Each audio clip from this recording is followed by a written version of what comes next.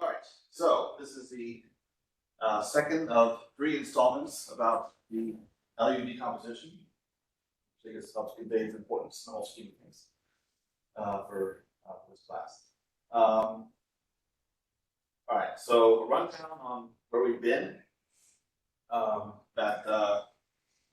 If we are able to carry out Gauss elimination on A squared invertible, and if we don't need to carry out row interchanges, we'll discuss row interchanges later, but it's an assumption that we don't have to do that. Then what was shown last time is that we achieve this factorization or decomposition of A to LU. U is upper triangular, so that's the row echelon form of A. L is units lower triangular, so ones in the diagonal, and then all the multipliers from that are used during the Gauss elimination process fill the lower triangle. So that tells us what row operations were actually performed to reduce A to upper triangular form. Okay, so after that was derived, I described the overall process now for solving AX equals B. So first you carry out Gauss elimination, that gives you the LU decomposition. And then you, so now the problem solving AX equals B for a general invertible matrix A is broken down into solving 2 triangular systems. That's much simpler. So we solve Ly equals B, B is the original right-hand side, by forward substitution. This is the equivalent, I'll make a note here, equivalent to applying row operations that we just did on A to B.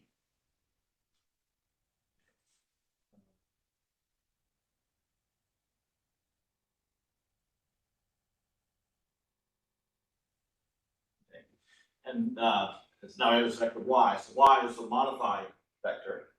And then that is the right-hand side for this system. Ux equals Y. U is upper triangular, so we just solve that using back substitution, and then we have our solution X. So we have A equals LU, Ly equals B, Ux equals Y is the whole process of solving AX equals B. And from a storage point of view, LU decomposition is very convenient because you can pack them into one matrix. So the upper triangle and diagonal will contain U, and then the multipliers from L that are the strictly lower triangular part, so excluding the diagonal, are packed into the lower triangle. So yeah, so you know, 2 matrices, you can store them in space allocated for 1. Okay, so that's where we left off. Now, when you have something like the LU decomposition, you want to make sure, like, does it exist, or are there circumstances for which it does not exist? If it does exist, is it unique?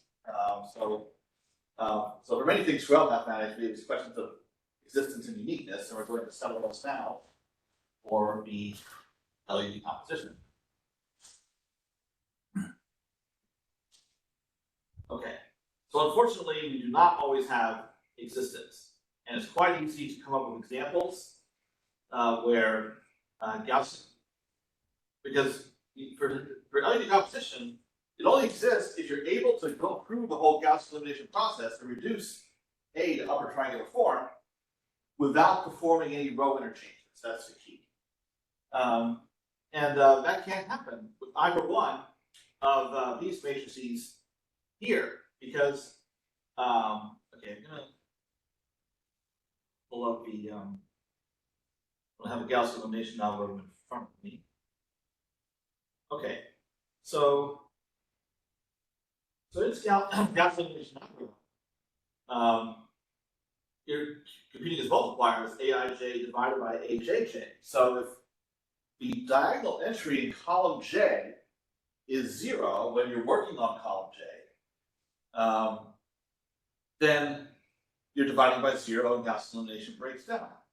Now, AJJ here is not necessarily the original JJ diagonal entry. It's whatever it is at that time.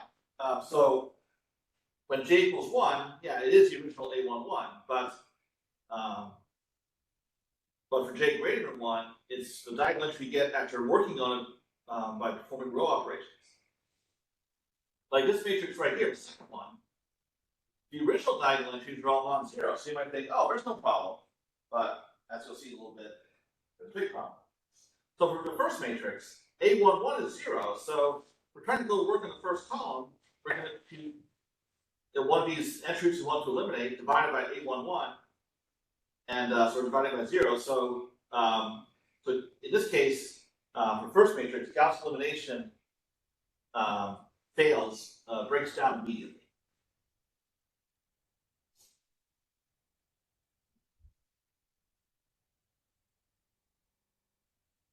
Second matrix, A11 is non-zero, so we can go ahead and work on the first column, no problem.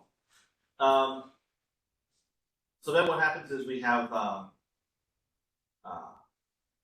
you can use multipliers 2 divided by 1, and then 3 divided by 1, and I'll go ahead and carry this out in MATLAB.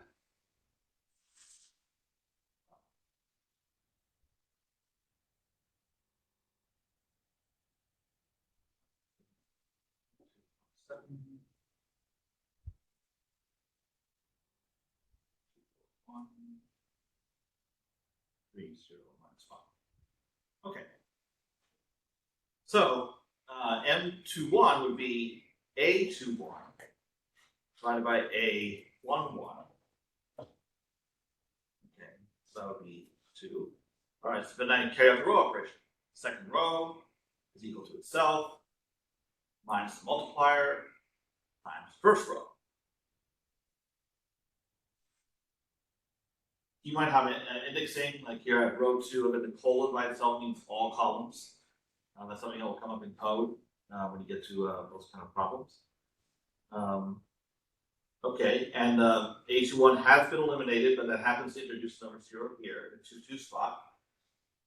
And then I do the same for A31, limiting A31, so I have A31 over A11. So that multiplier is 3. And then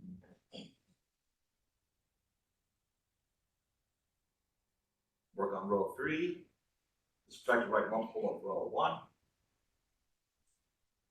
And column 1 is finished. And then I move to column 2. And what I want is, I try to do the same thing. M32 is equal to A32 of A22, the diagonal entry in that column, going to give you minus infinity. So it's dividing by 0 is really what's happening. So we're not able to continue about interchanging rows. In this case, it would appear what to do. We interchange rows 2 and 3. Then we're going to have a non-zero entry in 2-2 position. We can go, and actually in that case, if I here's the easiest way to swap rows 2 and 3, because indices are row vectors, basically. So I want rows 2 and 3, all columns, to be equal to rows 3 and 2, all columns.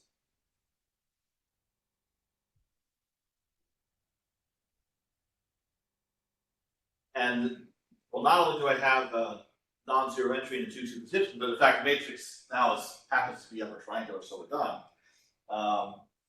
But in general, when we have a zero diagonal entry like that, that's all we can do.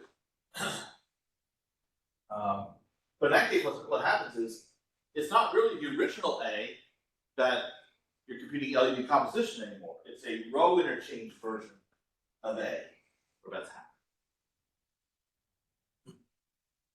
So in this example, what we saw was,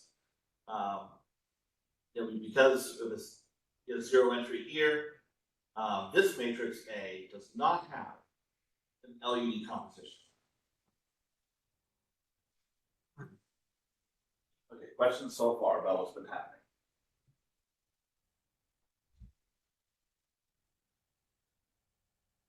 Okay.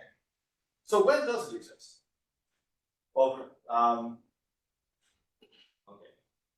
So I can tell you that it exists if and only if what are called the principal minors of A are non-zero. Now I need to explain what those are.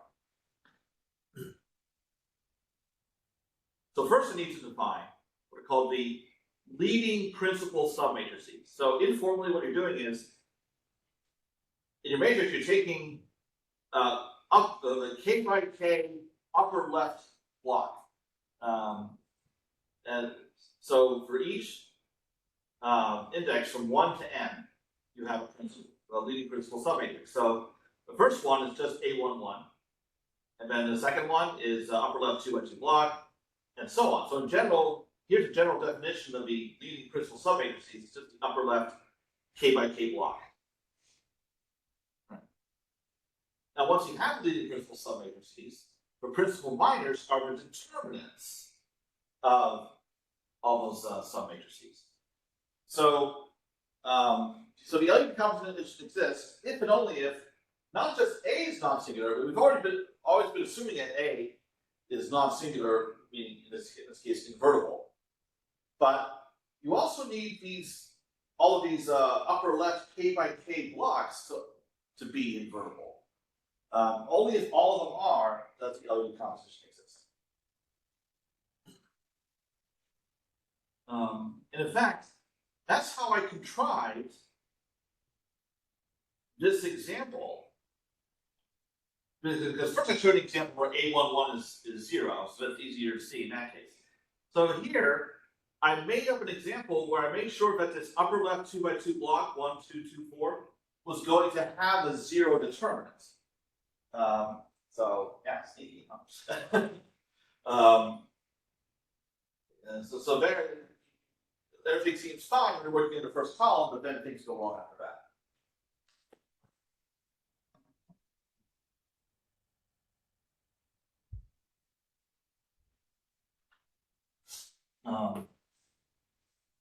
Right. So that's just the case of existence. Now, what about uniqueness?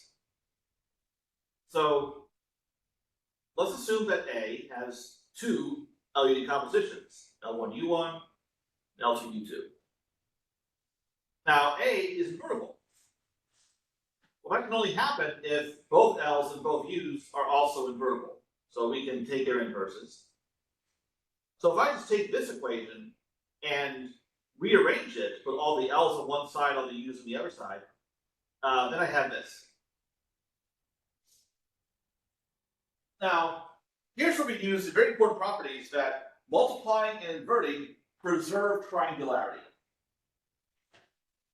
Matrix on the left is upper triangular times the inverse of an upper triangular.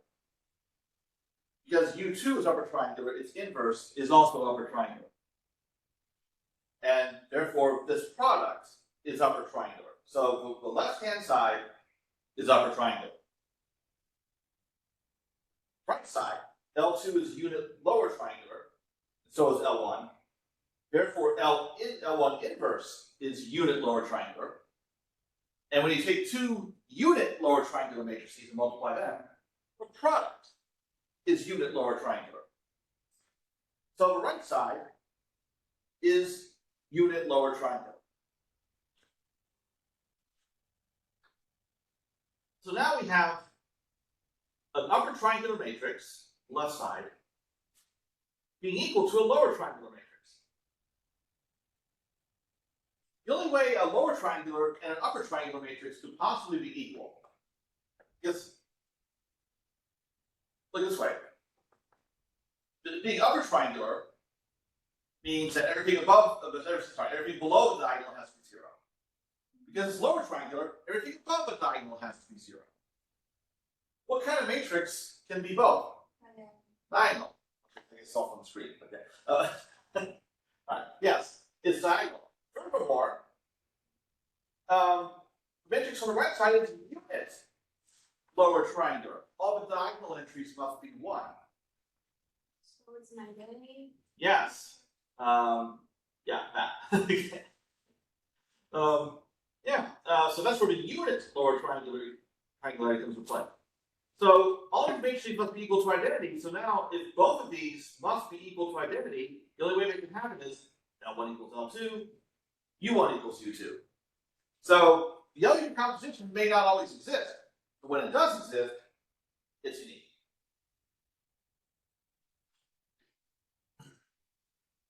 And I've seen proofs of uniqueness, or I guess homework problems for you all that prove something is unique. And it doesn't seem to matter what kind of a class it is. The approach always seems to be the same. You assume there are two, and then you show that they must be equal. Or sometimes it might be easier to get a contradictory approach, like you assume that they're distinct and derive a contradiction. But the point is still the same. You assume there are two and show that the only possibilities that are equal.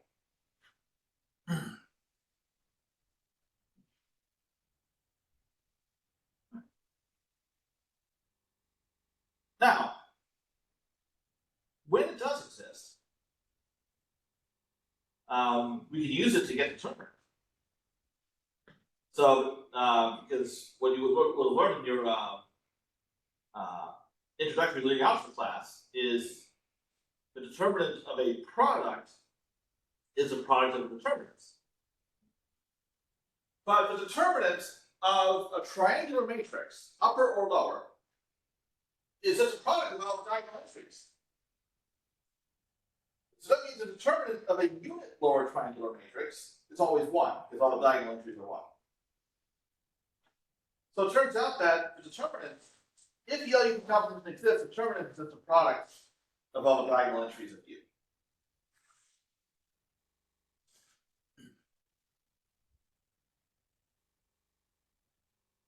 Now, you may remember when you were computing determinants, like introductory linear algebra course, not numerical, just regular linear algebra. What you would often do this by hand is like you might choose a row or a column, and you'd be going across going across the top row and taking one of those entries and multiplying by the determinant of what you get from deleting that row and column.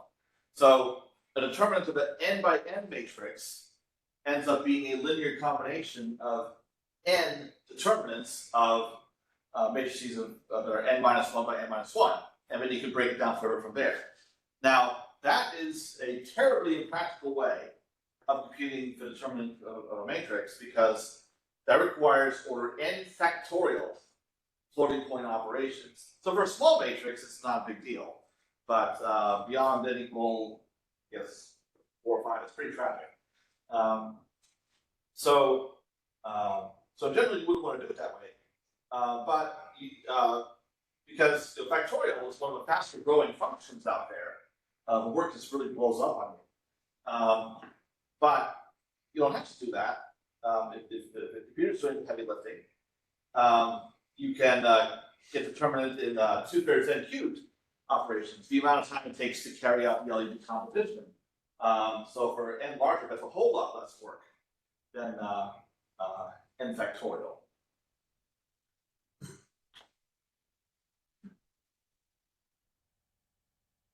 Questions about dealing with determinants?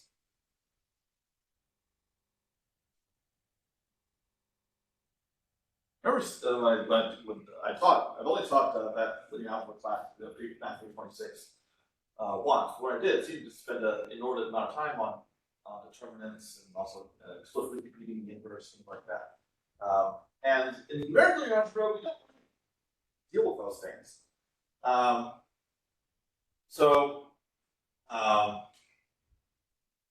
And the reason why is they're just not as helpful for what we need to do.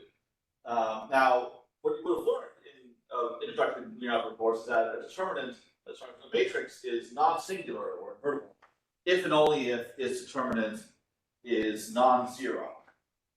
But the thing is, in numerical analysis, we're concerned with approximations.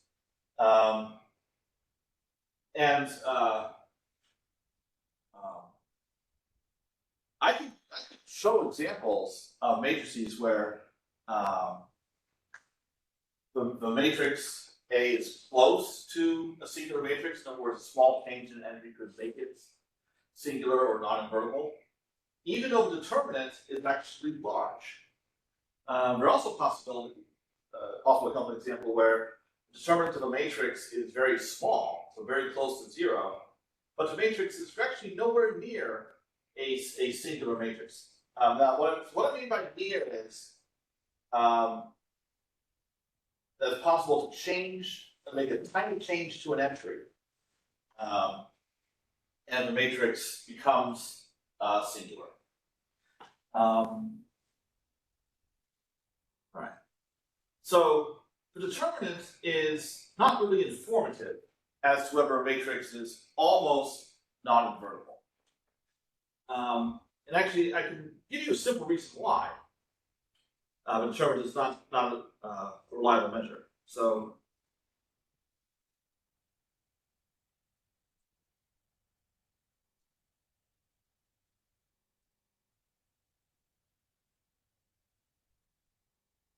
that's all. I'll just make up this term. Not a reliable indicator of near non-invertibleness.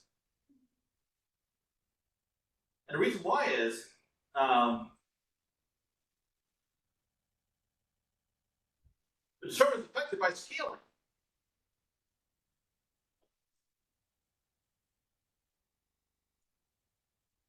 But whether a matrix is close to being singular is independent of scaling.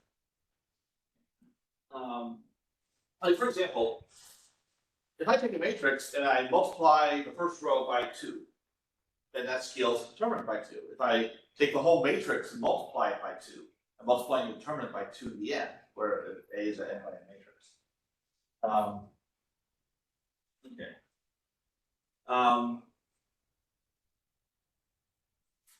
Let's see if I can come up with a simple example of what I'm referring to here. All right, I'm gonna try something, and it's possible this might not work out well, so I might embarrass myself, but we'll see how this goes. I've not done this before, at least not in the middle of class.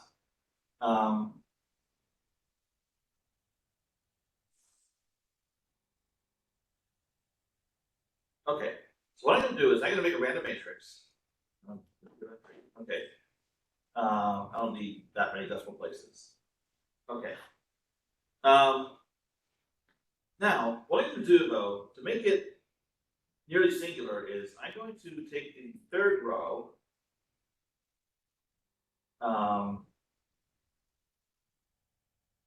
and make it equal to the second row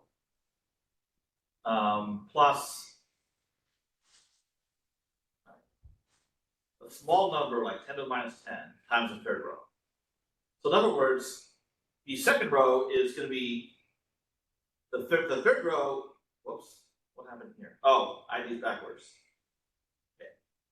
So now, second and third rows look like they're identical, but if I do format long, they're not identical, but they're quite close. Now, if I take the determinant, okay, the determinant is small in this case, but now, what if I multiply the matrix by 512, which is 2 to the 9? Okay. So then it's then it's still small, but not nearly as small. But it's affected by the scaling. A more reliable measure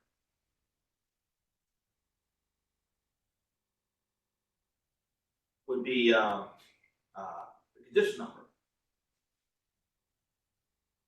Now look at the condition of A. It's quite large.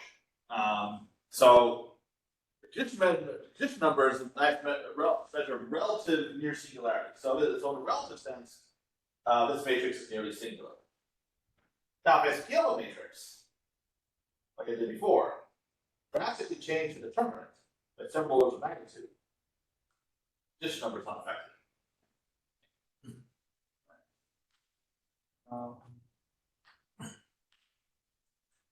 Okay, so that's just now. I should mention that now this is not something I get into in this class, but it is something an important concept for linear algebra, especially numerical linear algebra. The singular values.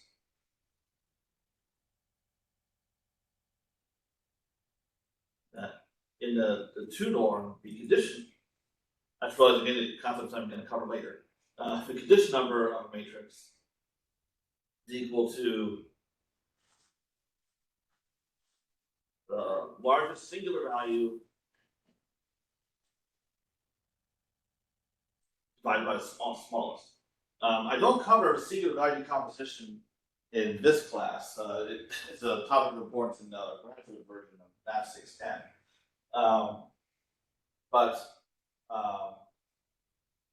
When a small singular value is 0, the matrix is singular or it's not invertible. So if it's relatively small, like if it's small compared to the largest one, again, that's indication that a matrix is nearly singular. So you're better off using that to determine if the matrix is nearly singular instead of a determinant.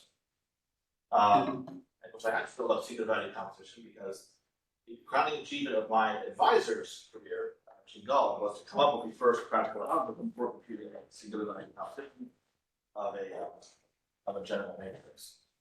So like his license plate said was Prof SVD, so it's for singular value decomposition. Okay, so that's why the determinant doesn't really play much of a role in numerical linear algebra. In ordinary linear algebra, you use to determine if the matrix is invertible or not. But it's not just a matter of whether it's invertible. What is it nearly non-invertible? And it's determined it's not helpful for that. Okay. But we know how to compute it practically anyway, using the LU decomposition.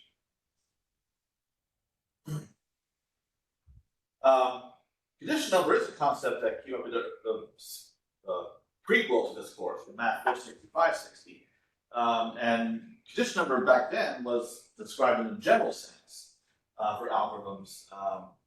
It's a measure of how much error in the input is amplified in error in the output. It's just that for specific problems like solving A equals B, we're able to give a more concrete definition of the condition number. Now, we are going to see what that is in general just later in this chapter. So I'm getting a little ahead of myself. I just wanted to talk about why, I guess, in excessive depth, why we don't care about determinants. So I'm not sure why I'm talking about it so much. Okay. Any questions about all this determinant stuff?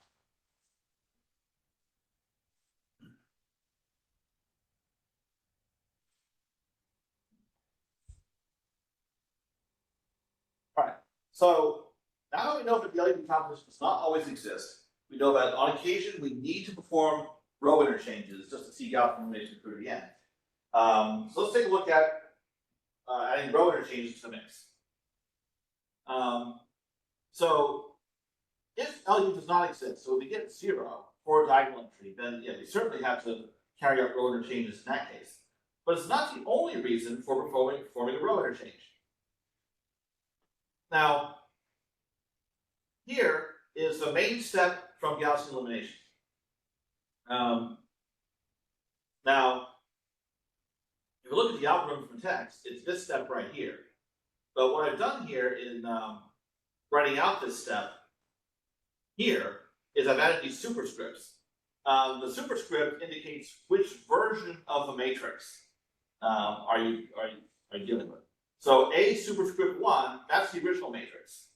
And then you go ahead and eliminate entries from column 1. You make all the entries below the diagonal equal to 0, and that produces what we'll call A2. And you work in the second column, you get A3, and so on. So A superscript N would be your final version, and that would actually be capital U. So the new IK entry is equal to the previous IK entry minus multiplier times B. JK entry from the previous version. So because these operations are all carried out floating point arithmetic, they all have some error in them. And we haven't really taken that into account so far, but now we have to. So what happens is this entry is a result of previous row operations. So some error has been introduced from the earlier part of the Gaussian elimination process. Whatever error is present in this JK entry now gets amplified by the multiplier. And that's going to affect the computation of this entry. So what that means is if your multipliers happen to be large, then you have amplification of round-off error as row operations progress. By the time you get to the end, you could have way too much round-off error present. So, and the way that the error is often accounted for is this, that this was to be the exact result. What we actually have, the number we're actually working with in Gaussian elimination, that the computer's working with, is what the exact result should be, times this factor that's 1 plus relative round-off error. So really we can't ignore what these factors might be. It was Jim Wilkinson back in the 60s, one of the leading figures in numerical linear algebra in those days. He wrote a wonderful book called The Algebraic Eigenvalue Problem that has all the secrets that one wants to know, should know, being eigenvalues. But what he's also very well known for is carrying out first thorough round-off error analysis of Gaussian elimination. And that's something I'll talk a little bit more about later in these notes. I don't want to get too ahead of myself. But it would involve carrying out things like this to try to quantify error that is introduced by all these row operations. So we don't have the situation of large multipliers making subsequent results even more wrong than they already were. So what that means is we should use row interchanges, not just when we absolutely have to, not just to avoid a division by 0, but also to try to contain the size of the multipliers. If we can make the multipliers small, then that's going to reduce that propagation of rounding error. So if we look at how multipliers are computed, so an Mij is equal to the entry we want to eliminate divided by the diagonal entry in that same column, we want Ajj to be as large as possible in magnitude or in absolute value. So that's what leads to pivoting strategies to try to keep the size of the multipliers in check.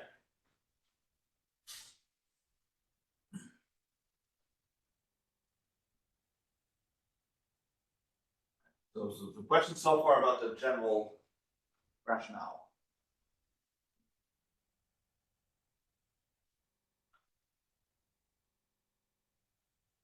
The most commonly used pivoting strategy is called partial pivoting. What you do is, when you get to column J, you're about to eliminate all the entries below the diagonal entry. So go ahead and examine all of them and find the largest. So that largest will occur in some row Q, where Q is between J and N.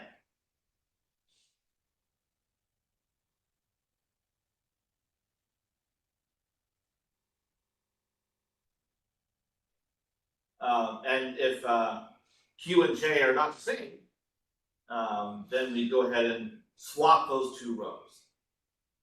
So that way, all the multipliers are guaranteed to be less than or equal to 1.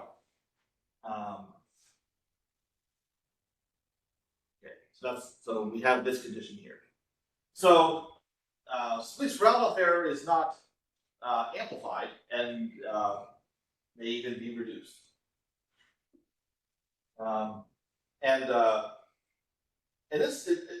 There's some expense here from the comparisons you perform to find the largest, but considering a Gaussian elimination takes 2/3 n cubed arithmetic operations, and you'll end up performing like order n squared comparisons in total, like across all the columns. So yes, you are incurring some overhead, but that's relatively negligible compared to work you're doing anyway. All right. Yeah. So order n squared comparisons on top of order n cubed flops. Now, when you solve systems in MATLAB using a backslash operator, so you do like x equals a backslash b, what it does is Gaussian elimination with partial pivoting. So that is the most commonly used approach to solving ax equals b if you're using direct methods, which is what we're focusing on this chapter. Gaussian elimination, partial pivoting. Right. Now, that is effective at keeping the entries of L small, but the entries of U can still get large. And one of the explorations coming up in this section, 3.2, illustrates that. But that can also be the problem. So if the entries of U are large, then back substitution exhibits amplification of rounding error. So you really want the entries of both L and U to be manageable in size. And partial pivoting accomplishes one, but not necessarily the other. Let's comment that effect here.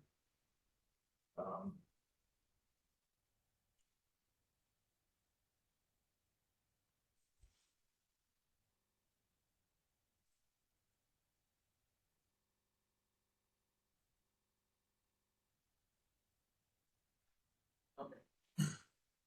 All right, so that's why we don't want that. Okay, so question about how partial pivoting works.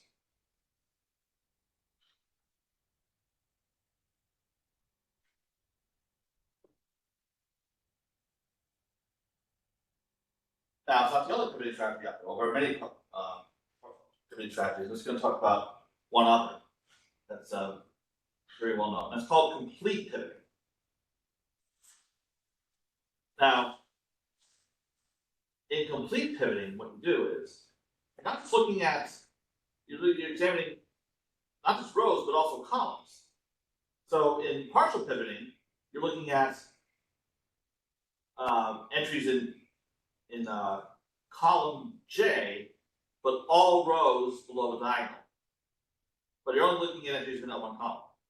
But what you do with complete pivoting is not only looking at entries in that one column, but also of a row. So you're looking at rows and columns, J plus 1, all the way down to N. So you're scanning through. So what you're doing is you're scanning through a large submatrix. So in fact, like for instance, in column 1, when you're looking at column 1, you're actually looking for the largest entry in the whole matrix. And then you swap. So let's suppose the largest entry that you find in your submatrix is A, row P, column Q. So then you swap rows J and P, and then columns J and Q. So that will make the multipliers even smaller than they would be from this partial pivoting, because you're looking through a larger pool of entries, trying to find the largest to divide by. Now, one way of looking at it is that you're replacing A by this matrix, P1, A, P2. P1 is a permutation matrix that handles swapping through rows, because you're multiplying right on the left. P2, you're multiplying by P2 on the right, that has the effect of swapping columns. So So complete pivoting has this effect, whereas partial pivoting, it'd be equivalent to multiplying by just one permutation matrix on the left.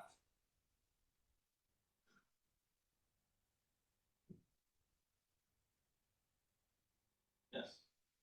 So, is there such a concept as similar matrices, like similarity? Okay. Yes, that is a thing. In concepts of eigenvalue problems, where A is similar to like P inverse. Okay. Yeah. Whereas these two matrices are independent. But yeah, it's kind of similar. Oh, sorry, I'm totally not in that way. All right, here's an example of a permutation matrix right here. This is a permutation matrix that will swap, if you multiply by on the left, it'll swap row 2 and row 4, because this matrix is obtained by swapping rows 2 and 4 of the identity. So permutation matrix really is just the identity matrix with its rows and 4 columns scrambled in some way. Okay. Now, if you multiply it on the right, you would interchange columns 2 and 4. So what happens in this case is, if I take X equals B, and I multiply both sides by P1 on the left. Now, I want to use matrix P2 to swap columns, but in order to not change the original system, I have to put a P2 inverse in here. So really, basically, I'm thinking an identity with P2 inverse. So now what I'm doing is, the original system, X equals B, now becomes this equivalent system, A tilde X tilde equals B tilde, where here are all the pieces. So A tilde is A with rows and columns scrambled. The row swapping is applied to B, but only to row swapping. And then the column swapping is applied to X. So what you do is, assuming that these row column interchanges will allow LU decomposition to proceed, and it will, the modified matrix, we get its LU decomposition, and then we solve Ly equals B tilde, a modified B tilde, by forward substitution. And then we use back substitution with X tilde equal Y. But X tilde is not our solution. We want X. But the way we get X is by using this relationship. So however columns were scrambled in A, we apply the same scrambling to X tilde, and that gives us X. All right. So when you're carrying out row interchanges or column interchanges, you tend to keep in mind what is the new problem that you're solving.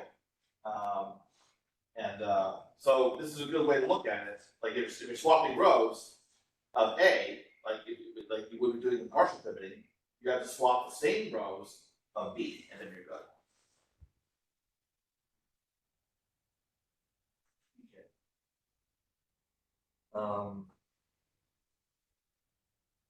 Question about how the problem is transformed in this case.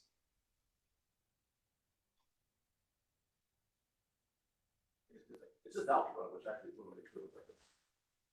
But when it's matrices, it can throw people off.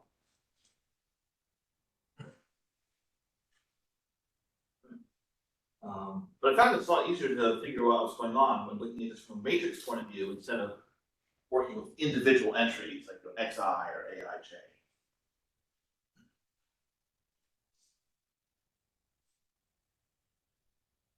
Now,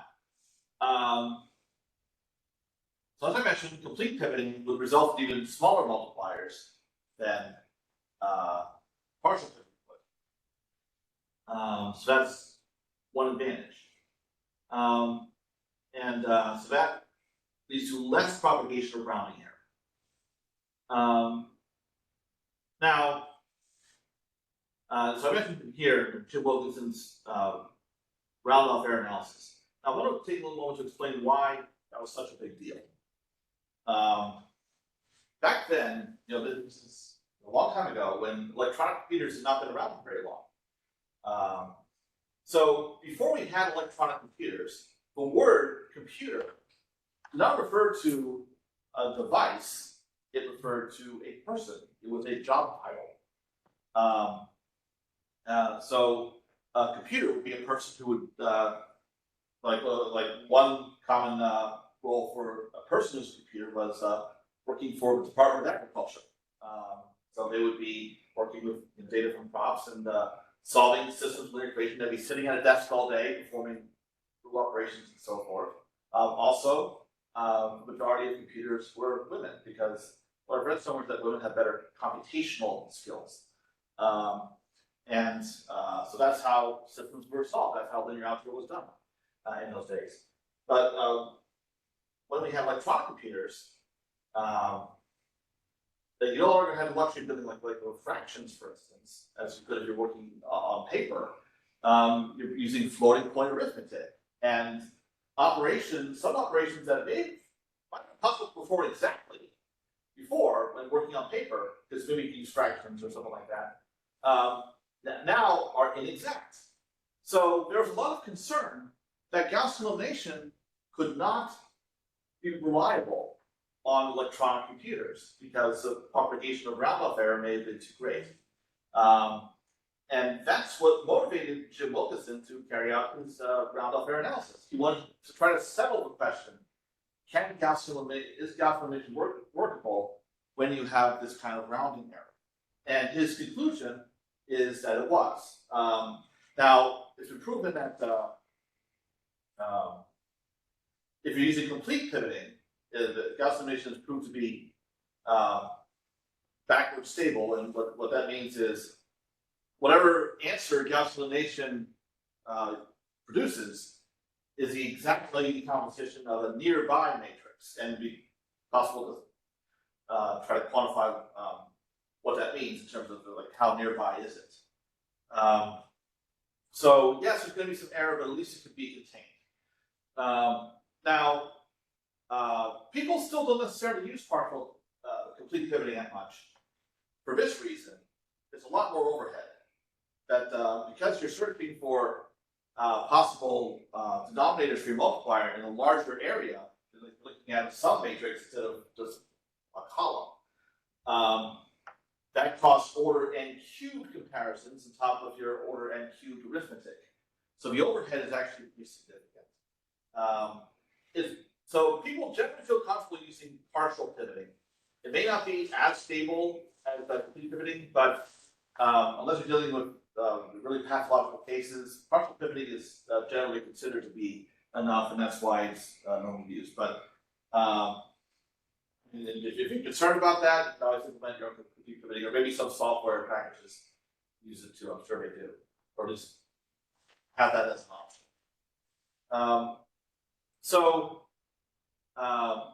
And the thing is, what if it had gone the other way? What if it was ruled that Gaussian elimination was not feasible, that it was just too numerically unstable? We're kind of a bit in trouble because we need to solve systems linear equations. What are we going to do? Now, we would not have been totally out of luck because there are other kinds of methods for solving AX equals B, iterative methods, for instance. That's something we're going to see later on.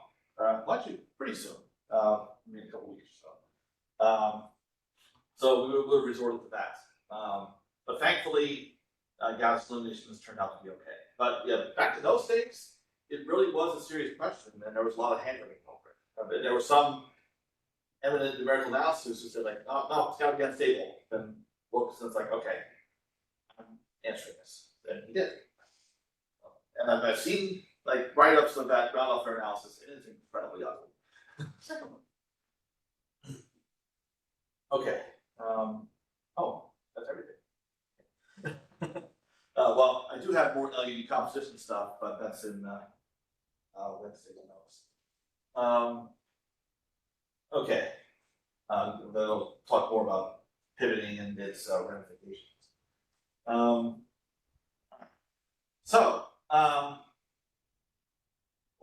of time, are there any questions about, like, has anyone done their homework or anything like that?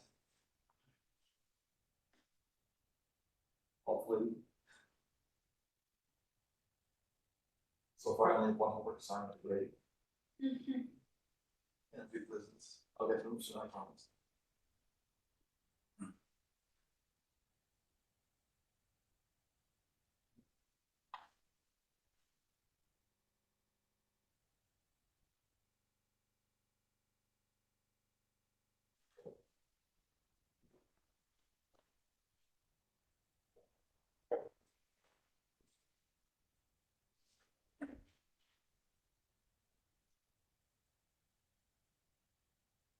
Oh, do we have anything, or?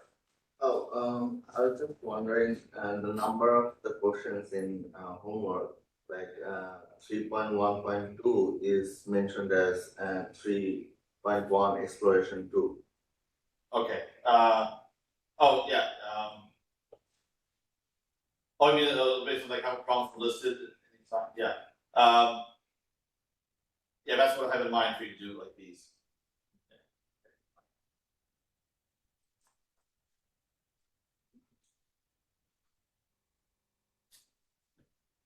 Also, I have to acknowledge that some of these explorations, it may not be sufficiently clear what I'm asking for, and if not, just check with me. Graduates also tend to be pretty flexible with any reasonable interpretation will do. And one more thing, you mentioned the other day that the functions you mentioned here, Yeah. you want the file to be named like this. Yeah, now, okay, there may be some cases where within a certain assignment, I might have you like modify a previously written function to do something else. In that case, it's okay to do something like you know, solve diag and then solve diag 2 or something like that. That'll be fine. But yeah, generally speaking, yeah, that this should be the name of the file. Yeah, so I'm new in MATLAB, so Okay.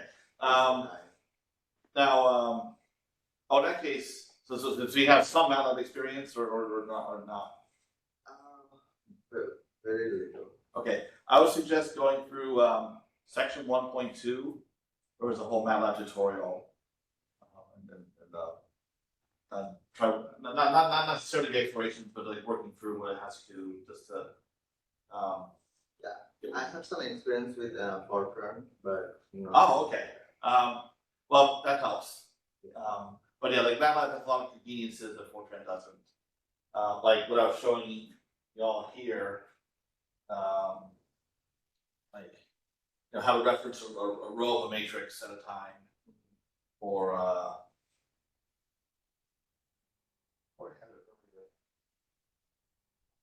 oh, here goes. Oh yeah, like how to swap rows and things like that. So far it feels like MATLAB is way easier than Fortran. Yeah. So, and MATLAB is built on Fortran. The lowest level operations are implemented in Fortran, but so MATLAB was actually invented at my graduate alma mater at Stanford because so my advisor, Gene Gall, was teaching the numerical numerical class every year. But 1 year he was on sabbatical, and so his friend Cleve Moeller, who was a professor at that time, I forget where, was visiting there, and he taught the class.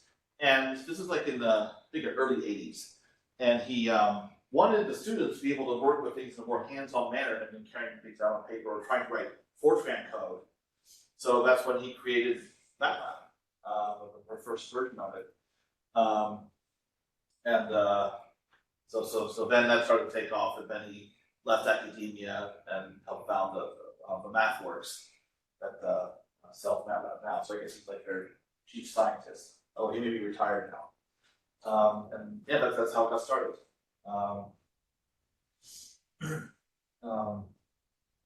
Yeah, I mean, Fortran is still the most efficient language just for scientific computing. I mean, some people like to use they get attached to a certain language and they think it's great for everything. And that's really not true. Like if you're doing systems programming, then C is where it's at.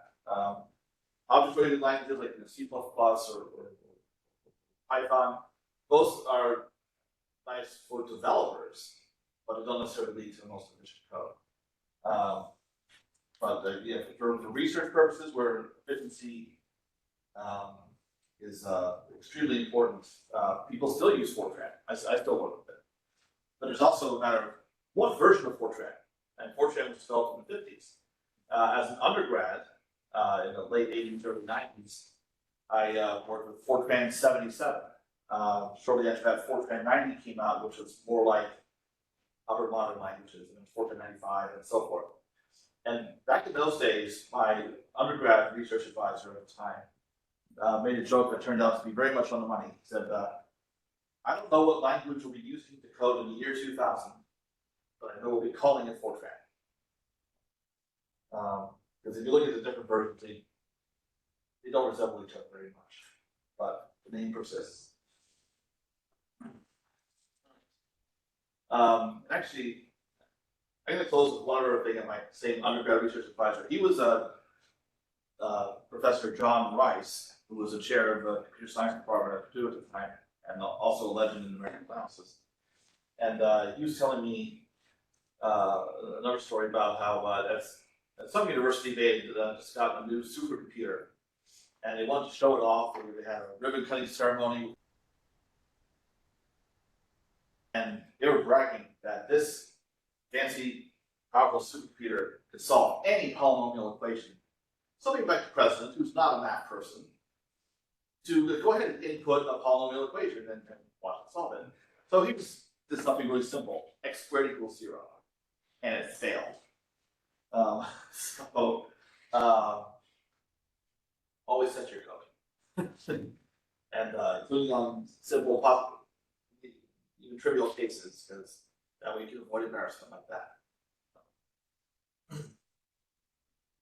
Okay. All right. I guess I leave for today, and we'll wrap up LU on Thursday.